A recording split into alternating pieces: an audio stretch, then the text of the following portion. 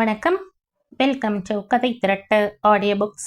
இந்த வீடியோவில் நம்ம என்ன கதை கேட்க போகிறோம்னா, முத்துக்களே பெண்கள் சிறுகதை. நம்ம சேனலை இதுவரைக்கும் சப்ஸ்கிரைப் பண்ணாதவங்க சப்ஸ்கிரைப் பண்ணுங்க. பக்கத்தில் இருக்கிற பெல் ஐகானை கிளிக் பண்ணி ஆல்ங்கிற ஆப்ஷனை ப்ரெஸ் பண்ணுங்க. நான் போடுற கதைகளை உடனுக்குடனே நீங்கள் கேட்கலாம். வாங்க கதைக்குள்ளே போகலாம். திருமணம் முடிந்து பந்தல் எல்லாம் பிரிக்கப்பட்டு வந்திருந்த உறவினர்கள் எல்லாம் தங்கள் இருப்பிடத்திற்கு திரும்பிவிட்டார்கள். கல்யாணத்திற்கு வர முடியாமல் போய் இப்பொழுது கல்யாணம் விசாரிக்க வந்திருந்தவர்களுக்கெல்லாம் தாம்பூலம் வழங்கி பெருமையாய் பேசிக் கொண்டிருந்தாள் ராஜம்மா. இப்பொழுது அவளுக்கு மாமியார் ஸ்தானம் வந்துவிட்டது அல்லவா? மறு வீடு அழைப்பதற்காக சீதாவின் அண்ணன் ரங்கன் வந்திருந்தான். சீதாவிற்கு தாய் மட்டும்தான். அதனால் தந்தையின் பொறுப்பை ஏற்று செய்தவன் ரங்கன்தான். ரங்கனுடன் மகன் சுந்தரத்தையும் மருமகள் சீதாவையும் அனுப்பி வைத்தாள் ராஜம்மா. ஏமா, மாப்பிள்ள எப்படி இருக்கிறார்? உனக்கு மகிழ்ச்சி தானே என்று ரங்கன் சீதாவை தனிமையில் விசாரித்தான். பெரும் பொறுப்பை சுமந்து அதை இறக்கிய பெருமை அவனது குரலில் தொனித்தது. என்று இழுத்த சீதா, இதற்குள் என்னன்னா சொல்ல முடியும்? சாதுவாகத்தான் இருக்கிறார். ஆனால் பயந்த சுபாவமா குழந்தைத்தனமா என்று பிரித்து சொல்ல முடியாத அளவுக்கு இருக்கிறார் அண்ணா. வீட்டிலும் அவரது அண்ணன், தம்பி, அம்மா இவர்களுக்கு பயந்தவராகவே நடக்கிறார். என்னுடன் பேசுவதற்கு கூட அம்மாவின் உத்தரவை எதிர்பார்க்கிறார் என்று தயங்கிக் கொண்டே கூறினாள் சீதா. நீ புத்திசாலி அல்லவா? மாப்பிள்ளையை நீ சரியான வழியிலே நடத்தி செல்வாய், சந்தேகமே இல்லை. குடும்ப கௌரவமே உன் கையில் தானம்மா இருக்கிறது என்று பெருமையுடன் தங்கையை பார்த்தான் அவன். ஒவ்வொன்றையும் அவர் எனக்கு சொல்லித்தர வேண்டியதையெல்லாம் கூட நான் அவருக்கு சொல்லித்தர வேண்டும் என்றால் முடிகிற காரியமா என்று முணுமுணுத்தாள் சீதா. யாரோ அந்த பக்கம் வரவே அவள் முணுமுணுப்பை காதில் வாங்கியும் வாங்காதவனாக ரங்கன் நகர்ந்தான். அவன் மனதில் லேசாக ஒரு வலி எழுந்தது. 1 மாத லீவும் சீதாவுக்கு ஓடிவிட்டது. விருந்தென்று அவளுக்கு அலுத்து விட்டது. அன்று அலுவலகம் செல்ல வேண்டும். அதற்கு தயாரானாள் அவள். என்ன, புறப்பட்டுட்டுமா என்று கேட்டபடி சீதா கணவன் அருகில் வந்தாள். அவன் அவளை பார்த்து ஒரு குழந்தை சிரிப்பு சிரித்தான். என் ட்ரெஸ் மேட்சாக இருக்கிறதா? அதற்கும் அவன் தலையை அசைத்து சிரித்தான். அதற்கு மேல் அவனுக்கு சொல்ல வராது என்பதை இந்த 1 மாத காலத்திற்குள் அவள் புரிந்து கொண்டிருந்தாள். அம்மா, போய் வரட்டுமா என்று மாமியாரிடம் விடை பெற்ற பொழுது, கையிலே பணம் இருக்கிறதா என்று ராஜம்மாள் கேட்டாள். இல்லைம்மா, லீவின் நடுவிலே 1ஆம் தேதி வாங்கிய சம்பளத்தை கூட அப்படியே உங்ககிட்ட தானே கொடுத்தேன் என்றாள் சீதா. அனாவசிய செலவெல்லாம் செய்யாதே, இந்தா என்றபடி 1 ரூபாய் நோட்டை எடுத்து நீட்டினாள் ராஜம்மாள். சீதா விக்கித்து நின்றாள். இது போராதே, கேட்டே விட்டாள். கையிலே தயிர் சாதம் வேறு எடுத்துக்கொண்டு போகிறாய். குடித்தனம் செய்ய வந்த பெண் நீ. செட்டும் கட்டும் தான் உனக்கு நான் சொல்லியா தர வேண்டும்? பஸ் செலவை தவிர வேறு என்ன செலவு செய்ய போகிறாய் என்ற ராஜம்மா நறுக்கு தெரித்தாற் போல கேட்டாள். மனம் குழம்பி போய் பஸ் ஸ்டாண்டில் சுந்தரம் தன்னை காண வருவானோ என்ற ஆவல் நெஞ்சில் வடிய நின்றிருந்தாள். காத்திருந்ததுதான் மிச்சம். நேரம் பறந்தது. காரியாலயம் செல்லும் நிர்பந்தம். நேரத்தின் மென்னியை பிடிக்கவே வந்து நின்ற பஸ்ஸில் தொத்தி கொண்டாள் சீதா. கை பையில் இருந்த தயிர் சாதமும் கண்டக்டரிடம் கொடுத்து மாற்றிக்கொண்ட 1 ரூபாய் நோட்டும் சீதாவின் மனதை உறுத்தி கொண்டே இருந்தன. அம்மாதான் மணக்க மணக்க எத்தனை விதமான டிஃபன் வகைகளை செய்து தருவாள். அலுவலகத்தை அடைந்ததும் சக லேடிஸ் ஸ்டாஃப் அனைவருமே அவளை சுற்றி கொண்டார்கள். ஆண்கள் ஒரு புன்னகை மூலமாகவோ ஒரு ஹலோ போட்டோ தங்கள் கேலி புன்னகையை வீசினார்கள். அனைவரையும் கல்யாணத்தன்று சந்தித்த சிறு நேர சந்திப்புதான். அதனால் கேலி பேச்சுகள் சற்று வரையறையை தாண்டி நின்றது. அவள் தன் இடத்துக்கு வந்து அமர்ந்து கொண்டாள். கட்டிலிருந்து விடுபட்ட சுதந்திர மனப்பான்மை கேலி மொழிகள் கொஞ்சம் துரத்தி வரத்தான் செய்தன. மனதை கட்டுப்படுத்தி டைப் மிஷின் உரையை எடுத்தாள். மேஜையை ஒழுங்குபடுத்தி கொண்டாள். இடைவேளை நேரத்திற்கு சிறிது முன்னர் தாரா அவள் மேஜைக்கு வந்தாள். நீ லீவை எக்ஸ்டெண்ட் பண்ணுவாயோ என்று நினைத்தேன். என்னத்திற்காக நினைத்தாயோ? எதற்காகவோ நினைத்தேன். எனக்கு திருமணமாகி 2 ஆண்டுகள் ஆகின்றன சீதா. உன் அனுபவத்தை நான் மீட் பண்ணி கிராஸ் செய்தவள். அதனால் தான் அப்படி நினைத்தேன். சிரித்து வைத்தாள் சீதா. நான் சொல்ல வந்ததை கேளு. இந்த தடவை நம்ம ஆபீஸ் அசோசியேஷன்லே அது 2ஆக பிரிந்து பெண்கள் எல்லாம் ஒன்றாகவும் ஆண்கள் எல்லாம் ஒன்றாகவும் எங்கேயாவது போகப் போகிறோம். பெண்கள் எல்லாம் காஷ்மீர், டெல்லி என்று போகப் போவதாக திட்டம். நீயும் எங்களுடன் வருகிறாய். உன் ஹப்பியிடம் பெர்மிஷன் வாங்கிக்கொள். காஷ்மீரா? போக வேண்டும் போல் அவள் உள்ளம் பரபரத்தது. நீ இன்று ஆபீஸிற்கு வந்திராவிட்டால் நானே உன் வீட்டிற்கு வருவதாக இருந்தேன். ஈவினிங்கிற்குள் பேரை கொடுத்துவிடு. ஒவ்வொரு தடவையும் அவர்களுடன் சீதாவும் போய் வருவது வழக்கம். அவள் மகிழ்ச்சிக்கு ரங்கன் தடையாக நின்றதில்லை. ஆனால் இம்முறை பெர்மிஷன் கேட்க வேண்டிய நபரே வேறு ஒருவர் அல்லவா? மனம் தன் குறுகுறுப்பை அடக்க மறுத்தது. அதனால் அவசரம் தாங்காமல் அவள் தன் கணவன் சுந்தரத்தின் அலுவலகத்திற்கு போன் செய்தாள். அவன் பெயரை சொன்னாள். அவன் பெயரை சொல்லும் பொழுதே உள்ளங்கை வியர்த்தது. Yes madam.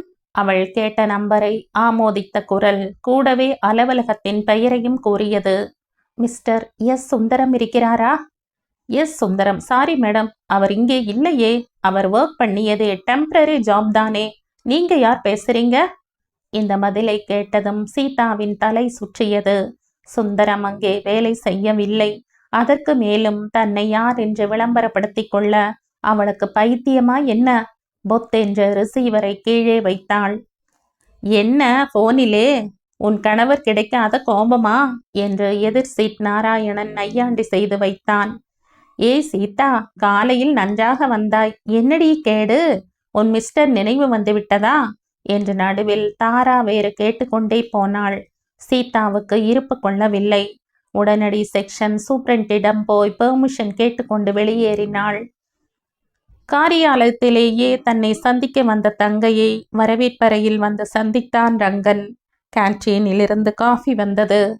அன்று காலையில் வீட்டில் நடந்ததிலிருந்து கணவனுக்கு டெலிஃபோன் செய்தது வரையில் சொல்லிவிட்டு, அண்ணா, அவர் வேலையில் இல்லை போலிருக்கு. காலையில் நான் அவரை என்ன அவசரப்படுத்தியும் கிளம்பாமல் இருந்ததன் காரணம் இப்போதுதான் எனக்கு புரிகிறது என்றாள் சீதா. சோகமும் வேதனையும் அவள் குரலில் சுருதியும் லயமும் போல இழைந்து வந்தன. இதை கேட்டதும் ரங்கன் முகம் கருத்து சிரித்தது. இருந்தாலும் அவள் முன் எதையும் காட்டிக்கொள்ள அவன் விரும்பவில்லை. ஒருவேளை வேற வேலை எதற்காவது ட்ரை பண்றாரோ என்னவோ. எதற்கும் நீ அவசரப்பட்டு அவரை எதுவும் கேட்டு விடாதே. போக போக பார்த்து கொள்ளலாம் என்று அவளை சமாதானப்படுத்தினான் ரங்கன். அந்த வீட்டிலே நடப்பது எதுவுமே சரியா இல்லை அண்ணா. அதுவும் இவரை அவரது அண்ணா, தம்பி, தங்கைகள் நடத்துவதெல்லாம் ஒரு பச்சை குழந்தையை நடத்துவது போலத்தான் இருக்கிறது என்றாள் சீதா பொறுமலுடன். அவர்கள் வீட்டு பையன்.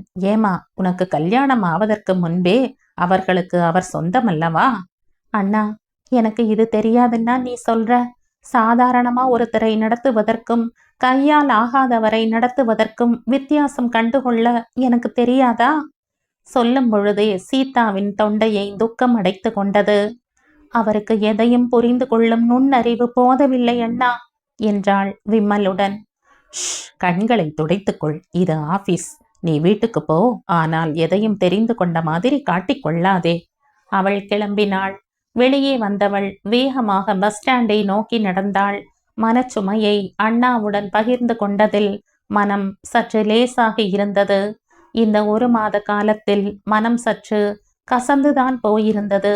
இன்னும் குழந்தைத்தனத்தில் இருந்து விடுபடாமல் மனைவியை நினைக்க தெரியாத கணவனையும் வீட்டை தன் அதிகாரத்தில் வைத்து ஆட்டி வைக்கும் மாமியாரையும் குட்டி பிசாசுகளாக படுத்தும் நாத்திமார்களையும் மைத்துனர்களையும் நினைக்க நினைக்க சீதாவிற்கு பயமே கவ்விக்கொண்டது.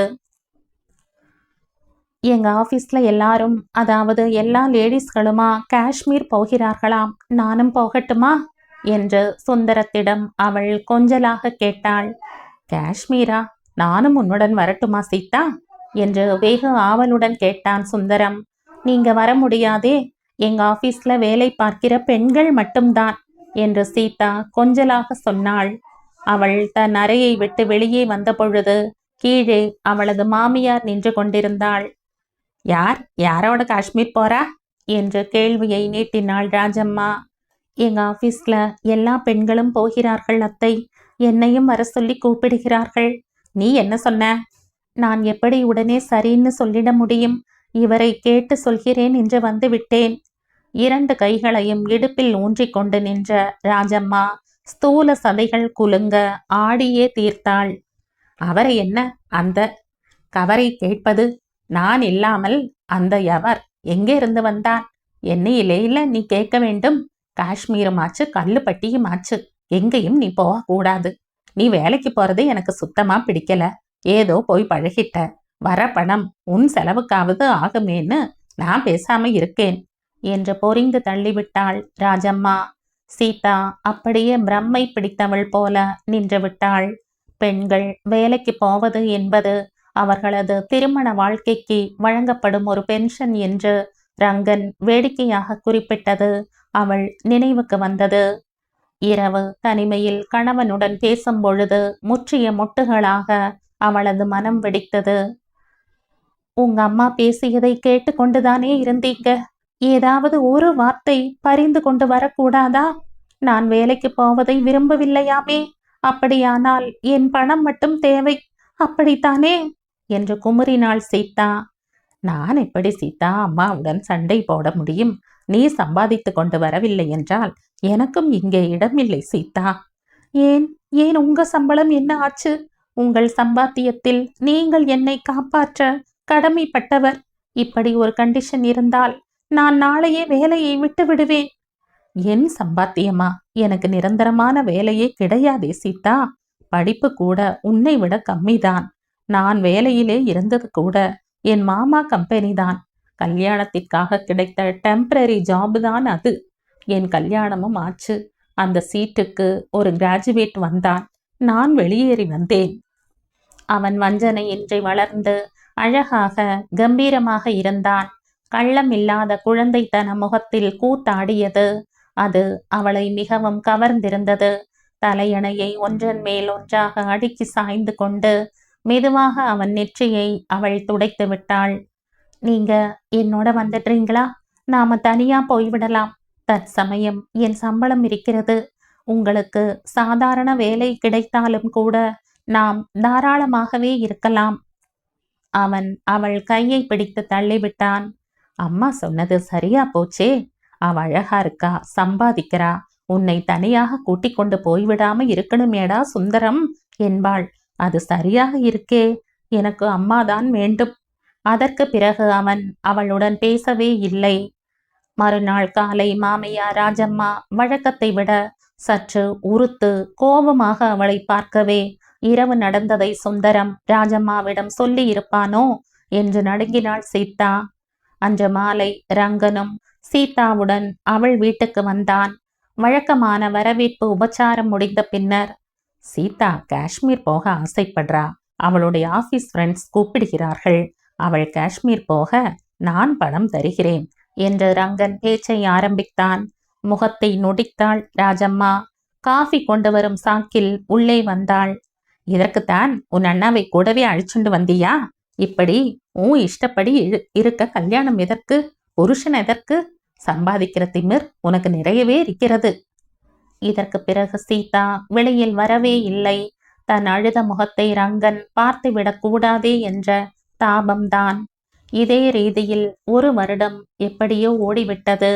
ஒரு நாள் ஏதோ முடிவுக்கு வந்தவளாக சீதா தன் பெட்டி படுக்கை சாமான்களுடன் தன் அண்ணன் வீட்டுக்கு வந்து சேர்ந்தாள். ரங்கன் அவள் வரவை புரிந்து கொண்டான். வாழும் வாழ்க்கைக்கு ஒரு அர்த்தம் வேணுமண்ணா. அது இல்லாம இருக்கும் பொழுது அங்கே இருந்தா என்ன, இங்கே இருந்தா என்னன்னு வந்துட்ட அண்ணா. ரங்கன் உருகி போனான். நான் போய் கேட்டு பார்க்கட்டுமா சீதா? நடக்காது அண்ணா. அவரிடமே சொன்னேன். எனக்கு ஒரு கணவர் தேவை. அது கல்லாக இருந்தாலும் நான் பூஜிக்க தயார். என்னால் உங்களை காப்பாற்ற முடியும். என் சம்பளம் பூராவையும் உங்களிடமே தருகிறேன் என்று சொன்னேன். அவர்கள் அனுப்ப மறுத்து விட்டார்கள். அதற்கு மேல் ரங்கன் எதுவும் பேசவும் இல்லை, முயற்சி எடுத்து கொள்ளவும் இல்லை. இதற்கிடையில் 2 வருடங்கள் ஓடிவிட்டன. அண்ணா, என்னை மதுரைக்கு பக்கத்தில் மாற்றிவிட்டார்கள் அண்ணா. பதவி உயர்வு காரணத்தால் நான் போயே தீர வேண்டும் என்றாள் சீதா மெதுவாக. என்ன தடுத்தும் நிற்காமல் கிளம்பிவிட்டாள். புது இடம், புது சூழ்நிலை. பெண்களால் எதைத்தான் ஏற்றுக்கொள்ள முடியாது? மனதில் மட்டும் ஆறாத ரணம் வலியை கொடுத்தது. அது கணவர் வீட்டில் கிடைத்தது. அதை ஆற்ற முடியவில்லை. அதன் காரணமாகவே மாமியார் ராஜம்மா இறந்த பொழுதும் அவள் போகவில்லை. அவர்கள் சொல்லி அனுப்பாதது அவளது நெஞ்சத்து ரணத்தை இன்னும் குத்தியது. சுந்தரம் மட்டும் நிலையில்லாத வேளையில் எங்கெங்கோ அலைவதாக கேள்விப்பட்டாள். அன்று டெலிபோன் இணைப்பை அவள் வீட்டுக்கு கொடுக்க அந்த இலாக்காவை சேர்ந்தவர்கள் அவள் வீட்டுக்கு வரப்போவதாக தகவல் வந்தது. மனதில் அலுப்பும் சேர்ந்ததால் அவள் அலுவலகம் செல்லவில்லை. நல்ல வெயில் வேளை. சிலர் ரோட்டில் மண்ணை வெட்டி கொண்டிருந்தார்கள். வெள்ளை உடுப்பு அதிகாரி ஒருவர் அவர்களை மேற்பார்வை பார்த்து கொண்டு நின்றிருந்தார். இதற்குள் அவர்களில் சிலர் மண்ணை வெட்டி எடுத்து போட்டு வண்டியை தள்ளிக்கொண்டு உள்ளே வந்தார்கள். காக்கி நிற உடுப்பில் அடையாளம் காண முடியாமல் இருந்தவர்களில் ஓ, சுந்தரம். சுந்தரமும் இருந்தான். கண் இமைக்காமல் பார்த்தாள் சீதா. சுந்தரம் சட்டென்று திரும்பி போய்விட்டான். சார், தோ திரும்பி போனாரே, அவர் என் உறவினர். வேலை முடிந்ததும் என்னுடன் பேச அவரை அனுமதிப்பீர்களா? அந்த அதிகாரியிடம் கேட்டாள் சீதா. ஓ, சுந்தரத்தை சொல்கிறீர்களா? தாராளமாக. மாலை 4 மணி அளவில் வேலை முடிந்தது. எல்லோரும் போய்விட்டார்கள். சுந்தரம் மட்டும் அவள் வீட்டை நோக்கி வந்தான். சீதா கவனமாக தன்னை அலங்கரித்து கொண்டு அவனை எதிர்பார்த்து காத்து கொண்டிருந்தாள். சீதா, என்னை வர சொன்னியாமே? நான் அழைத்துத்தான். நீங்கள் வர வேண்டியவரா? அவன் புரிந்து கொண்டான். ஒரு ஆண்மகன் உன் வருமானத்தில் எப்படி இருப்பது என்ற தவிப்பு எனக்கு. அம்மா இருந்தவரை பிடி சோறு தின்றது கூட மனதில் உரைக்கவில்லை. கூட பிறந்தவர்கள் என்னை குடும்பத்தில் மதிக்காத பொழுதுதான் அது தெரிந்தது. அந்த அனுபவ பயமே என்னை உன்னிடம் வர அனுமதிக்கவில்லை. சீதா அவன் கரத்தை பிடித்து கொண்டாள். அவனை குளித்துவிட்டு வர சொன்னாள். புது உடைகளை எடுத்து வைத்தாள். ஏது சீதா, எனக்கென்று புது உடைகள்? ஒவ்வொரு பண்டிகைக்கும் எனக்கு புதுசு வாங்கும் பொழுது உங்களுக்கும் சேர்த்து வாங்கி வைப்பேன். எப்பொழுதும் நீங்கள் என் கூடவே இருப்பதாக எனக்கு ஒரு உணர்வு. வெளியிலே உள்ளவங்க என்னை வாழா வெட்டின்னு சொல்லி அண்ணாவுக்கு பெண் கொடுக்க மறுத்தாங்க.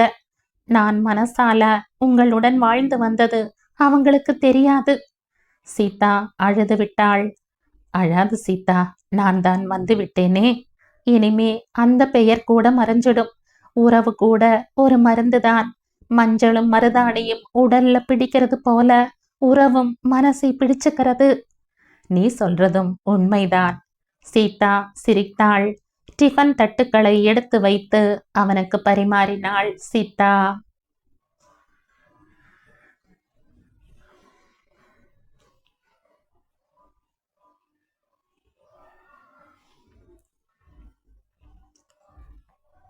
இதோடு இந்த கதை முடியுது. இந்த கதை உங்களுக்கு பிடிச்சிருந்தா லைக் பண்ணுங்க, ஷேர் பண்ணுங்க, சப்ஸ்கிரைப் பண்ணுங்க. மற்றும் ஒரு இன்ட்ரெஸ்டிங்கான கதையோட அடுத்த வீடியோல சந்திப்போம். பை. தேங்க்யூ.